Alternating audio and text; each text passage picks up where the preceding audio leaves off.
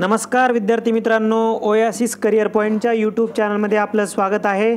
या व्हिडिओमध्ये आपण पाहणार आहोत महा-टी-ई-टी पेपर क्रमांक 1 व पेपर क्रमांक 2 साठी अत्यंत महत्त्वाचा असणारा विषय म्हणजे इंग्रजी व्याकरण। इंग्रजी व्याकरण व्हिडिओ सिरीज भाग 4 ज्यामध्ये आपण चेंज द व्हॉइस या टॉपिकचा अभ्यास करणार आहोत। त्यामध्ये दिलेले वाक्य कोणत्या व्हॉइसचे कसे ओळखायचे, त्याचबरोबर व्हॉइसचे प्रकार कोणकोणते आहेत आणि चेंज द व्हॉइस या टॉपिकच्या संदर्भाने या अगोदर टी-ई-टीला आलेले काही क्वेश्चन्स या संदर्भाने देखील चर्चा आपण या व्हिडिओमध्ये करून घेऊ। तर सुरुवातीला बघूया आपण। आता आपण बघूयात व्हॉइस म्हणजे काय। व्हॉइस या शब्दाचा अर्थ प्रयोग असा होतो। Voice is the form of the verb which shows whether the subject acts or is acted upon.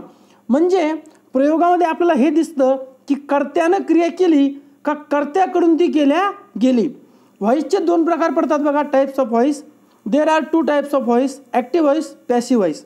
म्हणजे नेमकं काय तर सरळ सरळ ॲक्टिव्ह व्हॉइस म्हणजे कर्तरी प्रयोग व पॅसिव्ह व्हॉइस म्हणजे काय कर्मणी प्रयोग। आता कर्तरी आणि कर्मणी हे कशामुळे, ज्या वाक्यामध्ये कर्ता महत्त्वाचा असतो तिथे ॲक्टिव्ह व्हॉइस असतो व ज्या वाक्यामध्ये कर्म महत्त्वाचे असते तिथे पॅसिव्ह व्हॉइस असतो।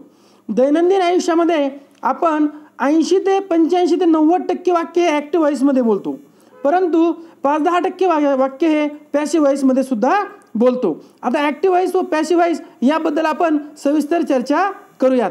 नंबर 1ला बघूयात आपण ॲक्टिव्ह व्हॉइस। ॲक्टिव्ह व्हॉइस म्हणजे नेमकं काय, when the subject of the statement is the doer or actor the verb is active and said to be in active voice. म्हणजे काय, सरळ सरळ डोअर ऑफ ॲक्शन कोण आहे, तर डोअर ऑफ ॲक्शन कोण आहे इथे ॲक्टिव्ह व्हॉइसमध्ये, सब्जेक्ट म्हणजेच कर्ता। पुढं काय दिलं आहे, when the importance is given to the subject it is known as active voice. जेव्हा महत्त्व हे कर्त्याला दिलं असतं तेव्हा कर्तरी प्रयोग असतो। In active voice the focus is given on subject and we speak about subject. Active व्हॉइसमध्ये सब्जेक्टला महत्त्व दिलेलं असतं व त्यावरतीच फोकस केलं जातं आणि त्याबद्दलच बोलल्या जातं। It is normal to use the active voice because sentence in active voice are simple and elegant. दैनंदिन आयुष्यामध्ये आपण ॲक्टिव्ह व्हॉइसबद्दल जास्त का बोलतो, कारण ती रचना साधी सोपी असते व अतिशय मोहक, एलिगंट या शब्दाचा अर्थ मोहक असा होतो किंवा साधी व सुंदर रचना असते। Active voice a subject has a 12 tense. Active व्हॉइसचे 12 टेन्स होतात। म्हणजे नेमकं कसं, आपण जे प्रेझेंट टेन्स, पास्ट टेन्स आणि फ्युचर टेन्स याचे जे 4 प्रकार आहेत, simple, continuous, perfect, perfect continuous, प्रत्येकाचे 4 त्रिक 12 असे 12 टेन्स असतात कोणाचे, सब्जेक्टचे। आता पॅसिव्ह व्हॉइसबद्दल बघूयात। पॅसिव्ह व्हॉइस काय म्हणते आपल्याला, when the subject of the statement is acted upon, च्याकडून क्रिया, the verb is passive and it is said to be in passive voice. When the importance is given to the object and subject is passive in the sentence is called as passive voice. म्हणजे अतिशय महत्त्व कशाला दिलं जातं इथं, कर्माला। कर्मणी प्रयोग कर्माला महत्त्व, कर्तरी प्रयोग कर्त्याला महत्त्व। In passive voice the focus is given on object and we speak about object. आपण ऑब्जेक्टलाच महत्त्व देतो, कर्माला महत्त्व देतो व कर्माविषयीच चर्चा करतो। Passive voice preferred when, passive voice हा कधी प्रिफर केला जातो किंवा कधी वापरला जातो, we do not know who perform the action. आपल्याला कधी कधी हे माहीत नसतं की ॲक्शन कुणी केली, अशा वेळेस आपण पॅसिव्ह व्हॉइस वापरतो। बघा, the action it self is more important than who perform it or what cause it. म्हणजे कधी कधी कर्त्यापेक्षा कर्म का महत्त्वाचं असतं, ती क्रिया होणं महत्त्वाची। समजा आता बघा, तुम्ही कुठल्याही कॉम्पिटिटिव्ह एक्झामला असू द्या, 10वी-12वीची एक्झाम असू द्या, ग्रॅज्युएशन असू द्या, जेव्हा तुम्ही एक्झाम हॉलमध्ये असता तेव्हा तुम्हाला पेपर वाटले गेले, बरोबर। तर पेपर वाटले गेले ही क्रिया महत्त्वाची, पेपर कुणी वाटले हे महत्त्वाचं नाही। म्हणजेच काय, the action it self is more important than who performed it or what caused it. ती कृती कुणी केली, का केली याला महत्त्व नसून ती कृती झाली याला महत्त्व आहे। लक्षात येत आहे। अशा वेळेस असतो passive voice. And object has 8 tenses, याचे 8 वाक्य होतात। कसे कसे आपण ते बघूयात। आता आपल्याला काही रूल्स दिलेत. Rules for changing active voice into passive voice. The object of active is change into subject of passive. म्हणजे ॲक्टिव्ह व्हॉइसमधला जे कर्म असेल म्हणजेच ऑब्जेक्ट असेल ते पॅसिव्हमध्ये काय होतं, सब्जेक्ट होतं. आपण आत्ताच काय बोललो होतो की आपल्याला कशाला महत्त्व द्यायचं आहे, आपल्याला द्यायचं आहे कर्माला महत्त्व. The subject of the active is change into object of the passive if subject is personal pronoun to use its objective case. जर तुम्हाला पर्सनल प्रोनाऊन आला असेल तर त्याची आपल्याला काय करावं लागतं, ऑब्जेक्टिव्ह केस वापरावं लागते. कशी बघा. नॉमिनेटिव्ह ऑब्जेक्टिव्ह. नॉमिनेटिव्ह म्हणजे काय, प्रथमा. ऑब्जेक्टिव्ह म्हणजे काय, द्वितीया. आपण बघितलं आहे ना की कधीही कर्म काय असतं, हे द्वितीयत असतं. बघा, I me, he him, we us, she her, you they them, अशा प्रकारे. In passive voice we always use the past participle V3 form of the verb. म्हणजे ज्याला आपण काय म्हणतो, क्रियापदाचं तिसरं रूप. पॅसिव्ह व्हॉइसमध्ये कधीही कोणत्याही 8 प्रकार जे आहेत, 8 प्रकारचे जे वाक्य बनेल त्या प्रत्येकाचं क्रियापद हे तिसऱ्याच फॉर्ममध्ये असणार. कधीही क्रियापदाचं तिसरंच रूप येणार. Preposition by is use before the object made in the passive. म्हणजेच आपल्याला जो सब्जेक्ट होता की जो ऑब्जेक्ट झाला होता त्याच्या अगोदर काय वापरायचं, बाय. आता आपण जे 8 स्ट्रक्चर आहेत ते कसे आहेत त्यावरती चर्चा करूयात. बघा, व्हॉइस स्ट्रक्चर. आता हे जे स्ट्रक्चरचे इमेजेस जे आहेत या तुम्हाला आपल्या या टेलिग्राम चॅनलला मिळून जातील. PDF स्वरूपात मिळतील, इमेज स्वरूपात मिळतील. बघा, सिम्पल प्रेझेंट टेन्स. पहिले ॲक्टिव्ह व्हॉइसची रचना काय बघा. सब्जेक्ट ज्याला आपण यस म्हणतो, प्लस व्हर्ब ज्याला आपण व्ही म्हणतो, plus object or remaining sentence. म्हणजे ही सरळ रचना कशी होती बघा. आपण लहानपणापासून काय ऐकलेलं आहे, 8वी 9वी 10वी, S plus V plus O. हीच रचना सर्वत्र असते. मुख्य रचना ही आहे. मग यामध्ये हेल्पिंग व्हर्ब बदलेल, रिमेनिंग सेंटेन्स येईल, क्रियापदाची रूपं बदलतील, पण मुख्य रचना काय, S plus V plus O. आता पॅसिव्ह काय होतंय बघा. इथला हा ऑब्जेक्ट हा काय झाला, become subject. Object plus am is are plus व्हर्बचा तिसरं रूप V3, व्हर्बचा थर्ड फॉर्म म्हणजेच past participle, plus by plus subject. आता इथे एक गोष्ट अतिशय महत्त्वाची आपल्याला लक्षात घ्यायची आहे की पॅसिव्ह व्हॉइसमध्ये कधीही क्रियापदाचं तिसरं रूप येणार हे तर कन्फर्म आहेच, पण त्या अगोदर एकतर तुमचे टू बीचे रूप येतील किंवा टू हॅवचे रूप येतील. लक्षात येते. त्याशिवाय तुमचं कधीच पॅसिव्ह व्हॉइस पूर्ण होणार नाही. बघा, सिम्पल प्रेझेंट टेन्समध्ये काय येईल, एम इज आर. लक्षात येत आहे. प्रेझेंट कंटिन्युअसमध्ये काय येईल बघा, object plus am is are, कारण हे वाक्यातच होतं ॲक्टिव्हमध्येच, परंतु त्या अगोदर काय येईल, बिईंग. आता प्रश्न असा आहे की बिईंग का आलं.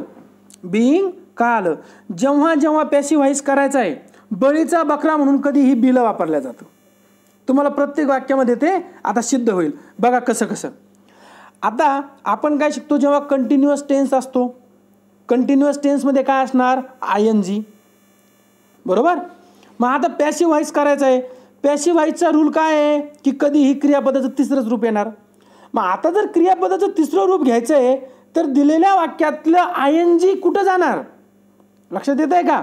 म्हणून हे ING आपल्या जोडून येतं बीला आणि शब्द तयार होतो बिईंग. हे बघा, म्हणजे आता कंटिन्युअसचे जे तीनही काळ आहे, present continuous, past continuous, future continuous, सगळ्यांमध्ये एम इज आर नंतर बिईंग, वॉज वेअर नंतर बिईंग, आणि जो मुख्य काळ आहे आपला फ्युचरचा तो होणार नाही. चला आता पुढे बघा.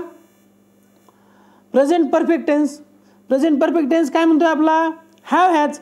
हॅव हॅज तर आहेच, परंतु यासोबत आपल्याला घ्यावं लागतं बिन. आता हे बिन म्हणजेच काय, हे बीचं थर्ड फॉर्म आहे बिन. लक्षात येत आहे. चला आता पुढे बघा. Simple past, was were. Past continuous, was were plus being. Past perfect बघा, had plus been. Simple future काय होतोय, शॅल किंवा विल प्लस व्हर्बचा फर्स्ट फॉर्म होता. आता होताना काय होईल, शॅल किंवा विल प्लस बी. का बी, कारण कधीही मॉडल ऑक्झिलरीच्या नंतर कधीही व्हर्बचा पहिला रूट येतो. परंतु अडचण अशी आहे की आपल्याला पॅसिव्हमध्ये कधी व्हर्बचा थर्ड फॉर्म घ्यायचा आहे. म्हणून आपण मध्ये काय घेतला बी. चला फ्युचरमध्ये काय येणार same thing will shall have plus been. आता जे उर्वरित 4 काळ राहिलेत कोणकोणते बघा. Active voice have 12 structure, however passive voice have only 8 structure. 4 tenses have not passive voice. Present perfect continuous, past perfect continuous, future perfect continuous, future continuous tense. लक्षात येत आहे अशा प्रकारे. आता आपण काय करूयात आत्ता जे 8 स्ट्रक्चर पाहिले त्या 8 स्ट्रक्चरचे 8 प्रकारचे वाक्य बघूयात. बघा सी सिंग्स अ सॉन्ग कोणता आहे सिम्पल प्रेझेंट टेन्स. आता हे जे वाक्य आहे आपण याला जर क्लासिफाईड केलं तर बघा हा काय झाला तुमचा सब्जेक्ट, हा काय झाला वर्ब आणि हा काय झाला ऑब्जेक्ट. लक्षात येते म्हणजे रचना कशी झाली ती S plus V plus O. आता आपल्याला रचना काय करायची आहे स्ट्रक्चर कसं आहे पॅसिव्हचं ओ प्लस एम किंवा इज किंवा are plus V3 plus by plus subject. मग आता बघा काय आहे अ सॉन्ग आला इकडे समोर झाला अ सॉन्ग. आता इथं सिम्पल प्रेझेंट टेन्स होता अ सॉन्ग एकवचनी आहे म्हणून इज. सिंगचं सिंग सॉन्ग संग आलं थर्ड फॉर्म संग. बाय आणि आपण रूल काय पाहिला होता जर पर्सनल प्रोनाऊन आलं तर त्याची काय घ्यायची ऑब्जेक्टिव्ह केस हर. सीची काय होते ऑब्जेक्टिव्ह केस हर. मग आता असेच आपण पुढे वाक्य दिले she is singing a song is being sung by her. फक्त इथं चेंज काय केला बिईंग टाकला. परफेक्टमध्ये काय आहे सी हॅज संग अ सॉन्ग हॅज बीन हे बघा बीन आलं संग बाय हर. लक्षात येते पुढे बघा आता simple past she sang a song was sung by her. मग आता हा सिम्पल पास्ट आहे कशाहून कळलं आपल्याला सॅंगहून. म्हणजे काय होतं आपलं बघा सिंग सॅंग आणि संग हे फर्स्ट फॉर्म हा सेकंड फॉर्म आणि हा थर्ड फॉर्म. पुढे बघा आता she was singing a song was being sung by her. She had sung a song had been sung by her. She will sing a song will be sung by हर. 8 नंबरचं वाक्य बघा आता C will have संग a song will have bin sung by हर. आपण एक pronoun घेतला होता personal pronoun कारण की तसा रूल बघितला होता म्हणून. आता जर नाऊन घेतला Sachin pledge cricket is played by Sachin. म्हणजेच एस प्लस व्ही प्लस ओची जी रचना होती ती आपण आता पॅसिव्हमध्ये कन्वर्ट करतोय. बघा Sachin is playing cricket Sachin is being played by. बघा हा सचिन कुठं आला झाला ऑब्जेक्ट. क्रिकेट काय झाला इथला ऑब्जेक्ट जो होता तो झाला सब्जेक्ट. इजला इज परंतु ह्या ING मुळे काय आलं हे बिईंग आलं. लक्षात येत आहे बघा Sachin has played cricket has been played by Sachin played cricket simple past cricket was played by Sachin. अशा प्रकारे आता आपण हे उदाहरणं तुम्हाला सर्व इमेज स्वरूपात टेलिग्रामला मिळून जातील. आता पुढचा प्रकार बघूयात passive of interrogative sentence. Passive of interrogative sentence verbal or yes no type. Does she sing a song. बघा डज आहे म्हणजे काय आहे सिम्पल प्रेझेंट टेन्स. लक्षात येत आहे त्याचा व्हर्बल कॉन्सेप्ट दिला आहे. आता आपल्याला त्याचं काय करायचं आहे पॅसिव्ह करायचं आहे. बघा मग सी सिंग्स अ सॉन्ग या वाक्याचं आपण ऑलरेडी बघितलं होतं तर फक्त इथला येस हा डजमध्ये आला. त्याचं काय केलं आपण इज का कारण हेल्पिंग वर्ब समोर घ्यायचं आहे. A song sung by her same thing. Do I sing a song is a song sung by me. आपण आयचं काय केलं मी केलं आहे objective. She is singing a song काहीच नाही इज समोर घेतला a song being sung by her. Has she sung a song has a song been sung by her. अशा प्रकारची ही रचना आहे. आता हे उदाहरणं तुम्ही शांततेनं बघा. आपण पूर्ण 12 प्रकारचे उदाहरण घेतलेत. आता WH टाईप.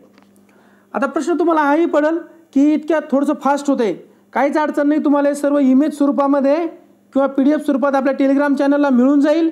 तुम्ही शांतचित्ताने उदाहरणं लिहून घ्या. तुम्ही स्वतः सोडून बघा नंतर क्रॉस चेक म्हणून परत एकदा चेक करा. WH टाईप काय होते बघा when will you return the book. WH word same राहिला व्हेन. हेल्पिंग वर्ब आला विल. द बुक ऑब्जेक्ट बी कशासाठी हा विलचा आहे म्हणून बी आणि V3 returned. What are they playing? What is being played by them? आता आपल्याला जी रचना करायची आहे इथे या दे साठी आलं होतं आर, इथे काय येणार इज. चला आता पुढचं वाक्य बघा. विलचं वाक्य थोडंसं वेगळं आहे हूचं. Who will prepare this survey report. या हू साठी काय येतं बाय हुम. आपण हूची रचना परत सेपरेट बघणार आहोत खाली. अशा प्रकारे हे वाक्य दिले आहेत, तुम्ही शांतचित्तानं बघून घ्या. बघा इथे काय झालंय, हू रिसिव्ज दी व्हिजिटर्स. हू दोन प्रकारे सोडवता येतो हूचं वाक्य. By whom are the visitors received. Who are the visitors received by. आता व्हिजिटरला रिसिव्ह कुणी केलं हे महत्वाचं नाही. चला पुढची रचना बघा आता. Passive voice when object is personal pronoun in objective case. जर ऑब्जेक्टच आता ऑब्जेक्टिव्ह केसमध्ये आला तर काय करायचं बघा. माय friends trust me.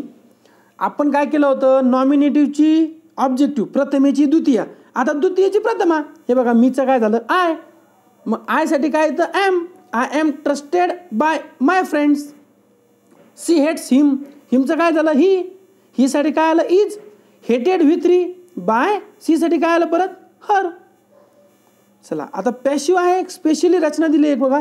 Passive of imperative sentence. Structure काय let plus object plus be plus V3. Close the door. Imperative sentence let the door be closed. अतिशय सोपी रचना आहे. Switch off the light. Let the light be switched off. Change the voice. Let the voice be changed. Stand up. You are order to stand up. ही रचना आता कशी आली तर स्टँड अप ही ऑर्डर आहे, हा आदेश दिलाय. मग कुणी दिलाय, कुणीतरी दिलाय. कोणाला दिलाय, तुम्हाला दिलाय ना. मग काय झाला, you are order to stand up. बघा please sit down. You are requested, कारण प्लीज म्हणजे request. To sit down. Come here. You are order to come here. या प्रकारची ही रचना आहे. जर मॉडल ऑक्झिलरीचं पॅसिव्ह करायचं काम पडलं तर कसं करणार. We should respect the elders. The elders should be respected by us. हा अस कुणासाठी आलाय, ह्या वी साठी. हे द एल्डर्स काय होतं, हा ऑब्जेक्ट. हे शुडला शुड. त्यानंतर काय आलं बी. आता तुम्हाला प्रश्न पडेल सर आपण शुड नंतर बी शिकलोच नव्हतो, पण आपण शिकलो होतो ना शॅल किंवा विल नंतर काय येणार प्लस बी येणार. म्हणजेच काय कुठलाही मॉडल ऑक्झिलरी आला तर त्यानंतर काय येणार बीच येणार. बघा could he play cricket. Could cricket be played by him. Ought to आला तरी पण चालेल. May God bless you. बघा may God bless you with good health. May you be blessed with good health. आता इन्फिनिटिव्हची रचना आली तर काय करणार बघा. Passive when infinitive comes after to be. I am to buy a pen. A pen is to be bought by me. कारण इन्फिनिटिव्हची रचना कशी आहे, टू बीच्या नंतर आहे. कशी आहे बघा. They are to do work. हे बघा to do, to buy, to sing. लक्षात येतंय अशा प्रकारे. आता हे उदाहरण आहेत आणखी नेक्स्ट तुमच्या प्रॅक्टिससाठी. आता passive when infinitive comes after to have. बघा I have to write. He has to complete. She had to sing. या प्रकारची रचना आहे. तर काय करणार, ऑब्जेक्ट अ लेटर आपण घेतलं इथं अ लेटर. लक्षात येत आहे. Has to be written by me. अशा प्रकारे. आता समोरचा प्रकार बघूयात आपण. समोरचा जो प्रकार आहे passive happened when two object. जर दोन कर्म आले तर आता काय करणार. He handed her a cheque. आता दोन कर्म आहे, एक हर आणि एक अ चेक. मग बघा दोन्ही कर्माचा आपण करू शकतो. एक थोडासा चेंज करावा लागतो. कसा बघा. She was handed a cheque by him. या हरचं आपण नॉमिनेटिव्ह केस केली सी म्हणजेच प्रथमा विभक्ती. हर ऑब्जेक्टिव्ह होतं. परंतु जर आपण अ चेक घेतला, अ चेक वॉज हँडेड टू. या टूवर थोडंसं फोकस करा. म्हणजे जे पर्सनल प्रोनाउन आहे त्याला जर आपण करता म्हणून घेतलं नाही तर त्या अगोदर टू वापरावे. To her by him. लक्षात येते. हा छोटासा एक नियम आहे, थोडंसं मेमराईज करा, फायदा होईल. Her boss gives her proper guidance. She is given proper guidance by her boss. काय प्रॉब्लेम नाही. हरचं आपण सी केलं. परंतु प्रॉपर गायडन्स इज गिवन हे बघा टू हर. इथं टू अतिशय महत्त्वाचं आहे, बाय हर बॉस. आता हा एक चॅलेंजिंग क्वेश्चन आहे बघा. याआधी हा क्वेश्चन खूप वेळेस विचारला गेला. हू टॉट you English, by which was English टॉट टू यू, हे वाक्य पण बरोबर आहे. बाय हू वॉज इंग्लिश टॉट टू यू, हे पॅसिव्ह व्हॉइस पण बरोबर आहे. हू वेअर यू टॉट इंग्लिश बाय, हे पॅसिव्ह व्हॉइस पण बरोबर आहे. बाय हुम वेअर यू टॉट इंग्लिश, हे पण बरोबर आहे. एकच वाक्य 4 प्रकारे करता येतं बघा. The or the subject may be a phrase instead of a single word, the whole phrase then change its place. बघा, the entire staff of our office respects mister Gupta. काय आहे, आपल्या ऑफिसचा जो इंटायर स्टाफ आहे, म्हणजे सगळा स्टाफ जो आहे ऑफिसचे जे सर्व कर्मचारी आहे, हे मिस्टर गुप्ता यांचा रिस्पेक्ट करतात. मग काय झालं, mister Gupta is respected by, काय, जेवढा स्टाफ आहे तेवढा सगळा, the entire staff of our office. म्हणजे the entire staff of our office ही पूर्णच्या पूर्ण फ्रेज नंतर बायच्या नंतर वापरून टाकायची. बघा, mister Rathi manage a big industrial empire. आता काय झालंय, अ बिग इंडस्ट्रियल इम्पायर हा ऑलरेडी पूर्णच्या पूर्ण ऑब्जेक्ट आता सब्जेक्ट झाला, is managed by mister Rathi. लक्षात येत आहे, अतिशय सोपं आहे, थोडंसं कॉन्सन्ट्रेशन करण्याची गरज आहे. When subject of active voice is not so important or an indefinite pronoun or vague pronoun or noun, that time we avoid preposition by. Someone has picked my pocket. कुणीतरी माझं पॉकेट उचललं, picked केलंय. My pocket has been picked. Somebody has stolen my pen. कुणीतरी माझा pen Chorla. My pen has been stolen. कुणी चोरला महत्त्व नाही ना, कुणी चोरला हे महत्त्वाचं नाही, पण तो चोरला गेला हे महत्त्वाचं आहे. Someone has invited me to the party. I have been invited to the party. अशा प्रकारे आपण आता ॲक्टिव्ह व्हॉइस म्हणजे काय, पॅसिव्ह व्हॉइस म्हणजे काय, त्यांच्याबद्दलची रूल्स बघितले. तसेच आपण नेमकं काय केलं की स्ट्रक्चर पाहिले व त्यावर आधारित एक्झाम्पल पाहिले, उपप्रकार बघितले. आता आपण ॲक्च्युअल परीक्षेला आलेले उदाहरणं बघूयात. TET पेपर फर्स्ट व TET पेपर सेकंड हे जे 6 वर्षाचे एकूण 12 पेपर झाले, या 12 पेपरमध्ये 13 वेळेस व्हॉइस विचारला गेला. म्हणजे 1 मार्क तुमचा किती महत्त्वाचा आहे हे तुमच्या लक्षात येईल. बघा, choose the correct passive voice of the sentence. Where are you attending the meeting, TET 2013 paper पहिला. आता आपण शांत चित्तानं वाचू बघा. Where are the meeting being attended by you, where is the meeting being attended by you, where you are being attended the meeting, where the meeting is being attended by you. आता पहिल्या आपल्या काही गोष्टी लक्षात येतील. सगळ्यात महत्त्वाची गोष्ट काय लक्षात येईल, काय आहे, वेअर आर नाही, पहिल्या वाक्यात आर येणारच नाही. का, कारण की द मीटिंग एकवचनी आहे म्हणून इज हे बरोबर राहील. दुसऱ्या वाक्यात काय चुकलंय, वेअर यू, वेअर नंतर हेल्पिंग वर्ब पाहिजे. इथे चौथ्या वाक्यात तर काय आहे, वेअरच नाही आहे, म्हणजे वेअर नंतर आर किंवा इज काहीच नाही, हेल्पिंग वर्ब नाहीच आहे. म्हणून आपल्या प्रश्नाचं उत्तर आहे पर्याय क्रमांक 2. 2ला टिक मार्क केले पण बोलण्यात 1 झालं. लक्षात येत आहे. बघा, प्रश्न क्रमांक 1 आपलं प्रश्नाचं उत्तर आहे ऑप्शन नंबर 2. पुढचा क्वेश्चन बघूयात. Choose the correct passive voice of the given sentence. The thieves had broken the back door. Correct answer is option number 2. The back door had been broken by the thieves. पुढचं बघा. Choose the correct passive sentence of the given sentence. Didn't the fire damage the house? Correct option is option number 2. Was the house not damaged by the fire? Next question बघा.